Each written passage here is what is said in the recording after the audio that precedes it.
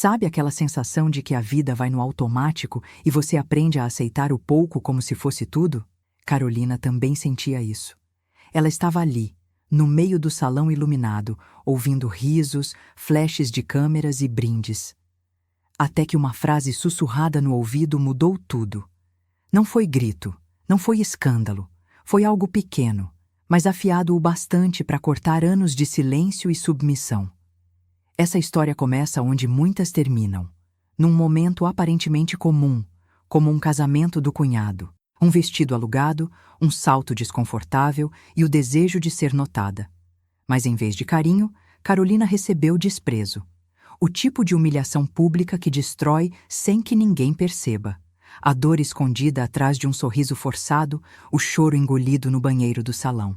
Se você já sentiu que perdeu a própria voz, que seus esforços foram invisíveis, que vive em uma casa, mas não é vista dentro dela, esse roteiro é para você. É sobre relações tóxicas, abuso emocional disfarçado de rotina e sobre a coragem de colocar ponto final num ciclo destrutivo. Mas, acima de tudo, é sobre recomeço. Aqui, você vai entender como Carolina transformou a dor em força. Como ela saiu do isolamento afetivo para encontrar uma rede de apoio feminina, reconquistar sua liberdade e construir um lar com dignidade. Esse não é só mais um desabafo, é um manual emocional de reconstrução, passo a passo. Agora, respira fundo, porque o que você vai ler não é ficção, é vida real. E pode ser a faísca que faltava para acender a sua própria virada. O casamento do cunhado era para ser uma celebração, um momento de brilho, risos, fotos em família. Carolina passou dias preparando o vestido, o cabelo, torcendo para sentir, nem que fosse por uma noite, que ainda fazia parte de algo bonito. Mas bastou uma frase do marido, dita como quem comenta o tempo, para tudo desabar. Você é só a mulher que carrega meus filhos. Não havia ironia, só frieza. Uma sentença que resumia anos de apagamento emocional. Enquanto os convidados brindavam ao amor dos noivos, Carolina digeria a dor do desprezo. Aquela frase não veio sozinha. Carregava o peso de olhares evitados, toques ausentes, palavras engolidas. Era como se ele tivesse tirado a máscara e ela, finalmente, tivesse visto o homem com quem estava casada.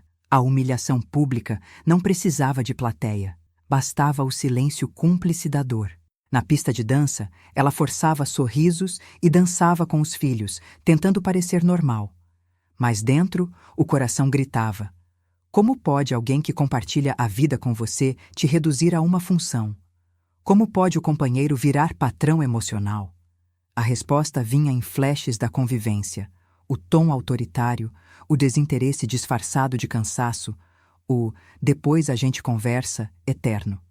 Era tudo sintoma de um abuso emocional camuflado. Na volta para casa, cada passo do salto ecoava como um lembrete. Ela estava sozinha, mesmo ao lado dele. Quando ele abriu a porta sem esperar por ela, quando foi dormir sem perguntar se ela estava bem, Carolina teve certeza. Aquele relacionamento já não era lar, era cárcere emocional. E o casamento do cunhado, ironicamente, foi o estopim que a acordou. E aqui fica o ponto crucial. Às vezes, é preciso um estalo, uma cena fora do script, para a gente perceber que está vivendo no automático, que normalizamos o desrespeito em nome da paz. Mas aquela festa, aquela frase, aquele desprezo, foram o empurrão que Carolina precisava. E o começo de uma longa e dolorosa, porém libertadora, jornada. Quando a porta se fechou atrás dela naquela noite, Carolina sentiu algo diferente. Não era só tristeza, era clareza. Sozinha em casa, ouvindo o silêncio pesado que ecoava nos cômodos, percebeu que aquele relacionamento não a apagou de uma vez só. Foi aos poucos. Foi com elogios que viraram críticas, com toques que se tornaram distantes, com conversas que passaram a ser monólogos. Ali, na penumbra, ela encarava o isolamento afetivo que vinha se tornando normal. Ela andou pelos corredores da casa, olhando para os retratos antigos. Em cada foto, uma versão dela mesma sorrindo, sonhando, acreditando que estava construindo uma família sólida. Mas o que construiu foi um castelo de areia em cima de promessas vazias. A frase dita na festa não foi só uma ofensa, foi a confirmação de tudo o que ela sentia, mas evitava admitir. E esse reconhecimento doeu como um corte profundo. Carolina começou a revisitar mentalmente cada momento em que calou suas vontades, cada vez que cedeu para evitar brigas, cada decisão que tomou tentando preservar o nós, enquanto perdia o eu. O que ela chamava de amor talvez fosse só manipulação psicológica disfarçada de parceria. Ele nunca quis uma companheira. Quis uma sombra. Uma extensão da própria vontade, vestida de dona de casa. E o mais cruel é que ela acreditava estar sendo boa esposa. Aceitava o controle como zelo, a frieza como cansaço, o silêncio como fase. Quantas mulheres vivem assim? Aceitando migalhas e chamando de sustento? Chamando de amor o que é medo de estar sozinha. Carolina estava cansada, mas agora, pela primeira vez, estava também consciente. E consciência, às vezes, é mais dolorosa que a ignorância. Ela não sabia ainda o que ia fazer, mas sabia o que não queria mais viver. Não era mais sobre buscar afeto, era sobre libertação emocional. A ficha caiu. Era hora de sair do papel de figurante na própria vida. E ali, no silêncio da madrugada, começou a nascer uma nova Carolina. Ainda assustada, sim, mas com uma centelha que, em breve, viraria fogo. Na manhã seguinte, com o sol entrando pela fresta da cortina, Carolina sentiu o peso da realidade. Mas, junto dele, veio a memória, aquela que o tempo havia deixado embaçada. Lembrou dos primeiros dias com Renato. Ele era gentil, atencioso, quase poético. Dizia coisas que a faziam acreditar no amor de cinema. Mas, aos poucos, essa doçura virou controle. E ela nem percebeu, porque o abuso emocional não chega com tapa. Chega com elogio que vira crítica, com carinho que vira cobrança. Renato começou a sugerir pequenas mudanças. Primeiro no jeito de vestir, depois nos amigos que não faziam bem. Até que ela parou de sair, parou de ler, parou de estudar. E foi assim que a manipulação psicológica se enraizou. Em nome do cuidado, eliminava sua liberdade. A gravidez, que poderia ter sido momento de união, virou desculpa para reforçar o isolamento. Ela era, agora, a mãe dos filhos, e nada mais. Durante anos, Carolina achou que o problema era ela, que era exigente demais, sensível demais, dramática demais. Era assim que ele falava, e ela acreditava. Percebe o padrão? É assim que relações tóxicas se sustentam, na culpa. Ele nunca levantou a voz, mas o silêncio dele gritava desprezo. Nunca proibiu diretamente, mas criava um ambiente onde ela se sentia errada por desejar mais. Ela começou a listar tudo o que deixou para trás. A pós-graduação trancada, o curso de culinária que nunca começou, a viagem com as amigas cancelada, os sonhos arquivados. E foi aí que a dor virou revolta. Porque quando a gente enxerga o que perdeu, começa a querer de volta. A reconstrução pessoal começa quando a gente nomeia as perdas. E Carolina estava finalmente nomeando as dela. Essa fase foi de choro, sim, mas também de escrita. Ela começou a anotar pensamentos, lembranças, reflexões. Um caderno virou diário, o diário virou espelho. E o espelho revelou uma mulher que queria sair da sombra, que queria ser mais do que a que carrega os filhos. Ela ainda não sabia como, mas agora tinha certeza do porquê. A primeira faísca da mudança não veio de um plano grandioso. Veio de um gesto simples, um café com Helena. A amiga de infância, que Carolina havia afastado sem perceber por conta das recomendações de Renato. Aquele reencontro, quase por acaso, reacendeu algo que há tempos estava apagado. O abraço de Helena, o olhar sem julgamento, a escuta atenta, tudo isso trouxe alívio. Pela primeira vez em muito tempo, ela não se sentiu sozinha. Sentiu o poder de uma rede de apoio feminina. Na conversa, Helena não deu conselhos prontos. Só escutou. E às vezes, é isso que a gente precisa, ser ouvida sem interrupção, sem mas, sem culpa. Carolina contou da humilhação pública, do silêncio em casa, da dor constante de ser invisível. e ao ouvir a si mesma em voz alta, percebeu o quanto estava aprisionada. Foi ali que a coragem começou a brotar, tímida, mas viva. Carolina voltou para casa com a cabeça borbulhando. Pela primeira vez, considerou que talvez não estivesse errada, que talvez fosse sim merecedora de algo melhor. Foi nesse dia que passou a pesquisar sobre empoderamento feminino, leu artigos sobre abuso emocional, assistiu vídeos de psicólogas que explicavam tudo o que ela vivia, com outras palavras, em outras casas. Mas era a mesma dor. Ver que outras mulheres já tinham passado pelo mesmo e conseguido sair foi combustível. Ela começou a listar pequenas metas: arrumar o currículo, ler um livro por semana, voltar a caminhar. Sim, passos pequenos. Mas todo renascimento começa assim. O importante é dar o primeiro. E o dela foi marcado por uma xícara de café e uma conversa sincera. E como se o universo conspirasse, naquela semana o filho mais velho perguntou: "Mãe, você tá mais feliz?" Aquilo rasgou algo dentro dela, porque os filhos sentem. E ela percebeu que a maternidade podia ser força, não prisão. Aquele sorriso infantil foi o empurrão que faltava para sair do ciclo. E a partir dali, Carolina não olharia mais para trás do mesmo jeito. Com os olhos mais abertos e o coração fortalecido, Carolina começou a traçar um plano silencioso. Nada de estardalhaço, nada de avisos. Ela sabia que a manipulação psicológica era sutil, mas persistente, e que qualquer sinal de independência faria Renato apertar ainda mais o cerco. Por isso, a estratégia foi discreta. Primeiro, conseguiu um trabalho remoto com a ajuda de Helena. Depois, passou a estudar à noite, dizendo que estava revendo séries. Ela guardava pequenas quantias em envelopes escondidos, em livros de receita que ninguém mais abria. Reduziu gastos pessoais e começou a construir sua independência financeira centavo por centavo. A cada real guardado, sentia como se recuperasse um pedacinho de si mesma. Aquilo não era só dinheiro, era liberdade em forma de nota. E essa sensação alimentava sua determinação, mesmo nos dias em que o medo batia mais forte. O momento decisivo chegou numa manhã comum.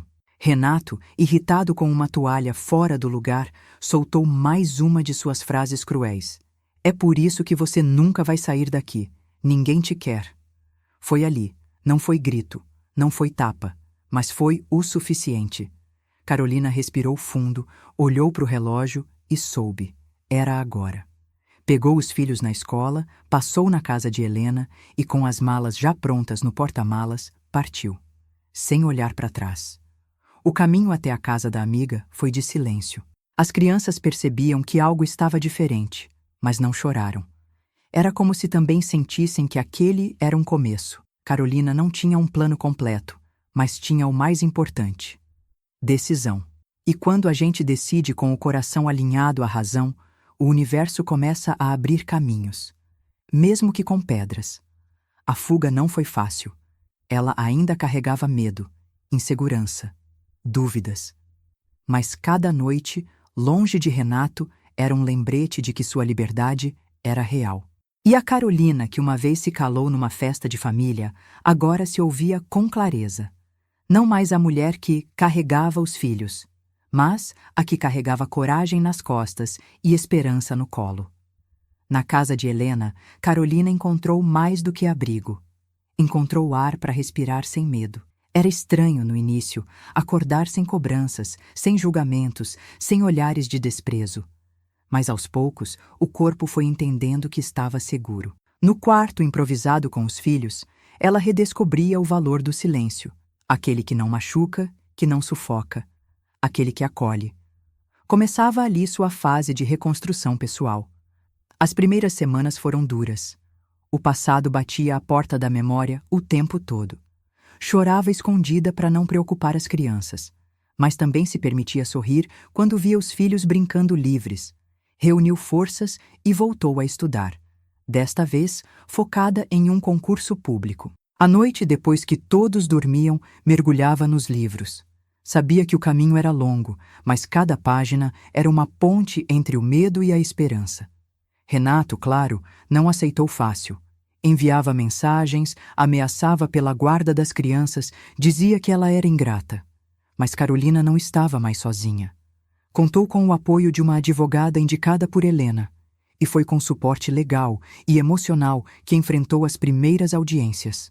Com firmeza, com a dor transformada em argumento. A justiça emocional começava a se construir, não só no tribunal, mas dentro dela. A rotina era exaustiva. Trabalho informal de manhã, estudos à noite, filhos no meio disso tudo. Mas havia paz. Pela primeira vez em anos, ela sentia que cada esforço era por um futuro que fazia sentido. Não mais um ciclo de sobrevivência emocional, mas um projeto de vida. E isso dava sentido até às noites mal dormidas, aos medos que ainda ecoavam de vez em quando. Com o tempo, Carolina começou a cuidar de si. Pequenas coisas, pintar as unhas, ouvir música enquanto cozinhava, escrever no diário. Coisas simples, mas revolucionárias para quem foi silenciada por tanto tempo. A ressignificação do lar começava por ela mesma. Por entender que seu corpo, sua voz, sua história tinham valor. E que reconstruir não era esquecer, era se escolher. A audiência final chegou. Carolina, de blazer emprestado e olhos firmes, sentou-se diante do juiz. Do outro lado, Renato. Arrogante, como sempre. Mas algo nele tremia, porque ela não era mais a mulher que aceitava tudo calada. Era uma mãe decidida, uma profissional em ascensão, uma mulher que conhecia seus direitos. A juíza, ao ouvir os relatos, não viu apenas documentos. Viu verdade. Viu luta. Viu justiça emocional acontecendo em tempo real. A guarda dos filhos ficou com Carolina. E ali, entre lágrimas e abraços apertados, ela entendeu que havia vencido não só na lei, mas na alma. As crianças cresceriam livres do ciclo. Livres de frases cruéis, de ambientes sufocantes, de modelos de afeto distorcido. Ela havia rompido o padrão, tinha escolhido a saúde emocional, e essa decisão não tinha preço. Foi então que, quase sem esperar, a vida trouxe Eduardo. Professor de direito, gentil, de fala tranquila. Ele não chegou impondo nada, só ouviu. E respeitou cada silêncio, cada cicatriz emocional. Aos poucos, Carolina se permitiu. Uma caminhada no parque, uma conversa sem julgamentos, um olhar sem cobranças. Foi redescobrindo o que era um amor respeitoso, onde não havia controle, só parceria. No começo, ela duvidava. Achava que talvez não soubesse mais amar. Mas com tempo e paciência, foi entendendo. O problema nunca foi ela. O problema era o que viveu com Renato. Com Eduardo, aprendeu que afeto não dói, que o silêncio pode ser confortável, que ser mulher não é ser extensão de ninguém, é ser inteira, completa, suficiente. Esse novo amor não veio para salvá-la, veio para caminhar ao lado. E isso fez toda a diferença, porque Carolina já havia se resgatado, já era dona de si. O que Eduardo trouxe foi companhia na travessia, e isso, depois de tanto, era mais do que suficiente. Era cura. A notícia chegou por carta registrada. Um tio distante havia falecido e deixado uma pequena herança. Um valor modesto, mas que para Carolina significava tudo. Era o suficiente para dar entrada no apartamento onde já vivia com os filhos, alugado até então. Aquilo era mais do que sorte. Era destino. Era o universo respondendo aos anos de dor com um presente simbólico e muito concreto. A ressignificação do lar agora ganhava endereço fixo. Com o dinheiro em mãos e a papelada encaminhada, Carolina foi visitar o imóvel. Andou por cada cômodo, tocou as paredes, imaginou os quadros que penduraria. Não era uma mansão, mas era seu. Um espaço conquistado com suor, coragem e muita lágrima. Ali, ela podia pintar as paredes com liberdade. Podia rir alto, cozinhar com música, sonhar com janelas abertas. Era o símbolo material da sua libertação emocional. Ao assinar os documentos, teve um momento de silêncio profundo. Lembrou do casamento do cunhado, da frase cruel, da fuga com as malas. E percebeu, aquela história não era sobre derrota, Era sobre reconstrução. Aquele apartamento, que já tinha sido abrigo, agora era lar definitivo, uma conquista que ninguém poderia tirar. Nem a justiça, nem o passado, nem os traumas. Os filhos vibraram com a mudança. Escolheram as cores dos quartos, desenharam mapas do novo lar. E Carolina, observando aquela alegria simples, teve certeza. Fez o certo. A maternidade, que um dia foi usada como prisão emocional, agora era sua força. Criava com liberdade, com respeito mútuo, com amor saudável. Um ciclo novo estava começando, e dessa vez com raízes firmes. Ali, naquele cantinho escolhido, Carolina plantou não só móveis, mas memórias. Cada refeição, cada tarde de leitura, cada cochilo no sofá trazia um lembrete. Ela venceu. Não foi fácil, não foi rápido, mas foi real. E agora podia começar a escrever novos capítulos, com a caneta em sua própria mão. Anos se passaram, os filhos cresceram, a rotina se ajeitou. A dor virou memória, e a memória virou aprendizado. Carolina agora era referência na vizinhança. A mulher que recomeçou do zero, que venceu sem gritar, que chorou em silêncio, mas se reergueu com dignidade. A superação de traumas virou combustível para ajudar outras mulheres. Participava de rodas de conversa, grupos de apoio, escrevia pequenos textos em redes sociais sobre recomeços. Ela não era mais sobrevivente, era guia. Num fim de tarde comum, encontrou Renato numa fila de farmácia. Ele estava só, visivelmente abatido. Ao vê-la, desviou o olhar. E ela entendeu. Ele sabia que perdeu, que o controle escapou, que aquela mulher que ele desprezou agora caminhava firme. Carolina não sentiu raiva, sentiu paz. Era o reencontro com a dignidade, aquele tipo de vitória que não precisa ser dita, só sentida. Ela voltou para casa naquele dia com um sorriso discreto. Não era sobre ele, era sobre ela, sobre tudo que construiu desde que escolheu se libertar. O apartamento cheirava a bolo, as crianças, já adolescentes, estavam no sofá, e Eduardo preparava café. Era ali que a vida real acontecia. Sem glamour, mas com verdade, com afeto leve, com escolha diária de permanecer. E o mais bonito, Carolina sabia que a história dela não era um conto de fadas. Era vida real, com tropeços, recaídas, inseguranças, mas também com evolução, ternura e potência. Não queria que ninguém a visse como heroína inalcançável.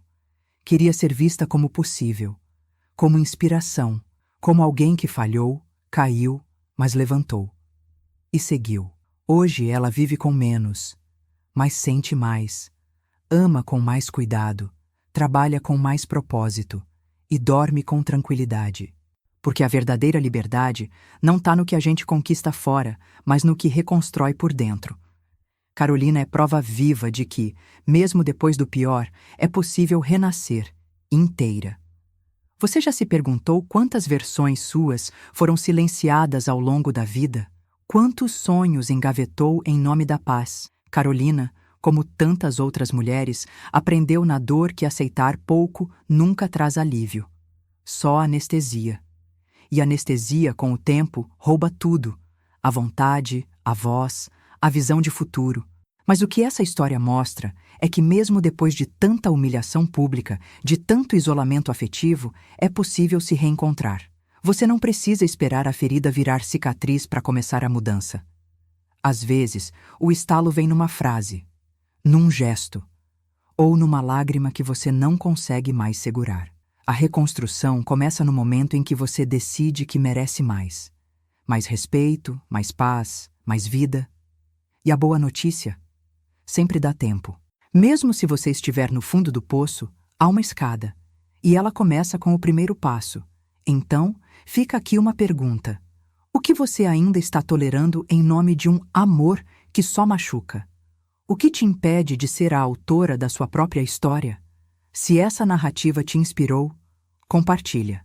Se te tocou, comenta. E se você quer continuar ouvindo histórias que curam e transformam, se inscreve no canal e ativa o sininho.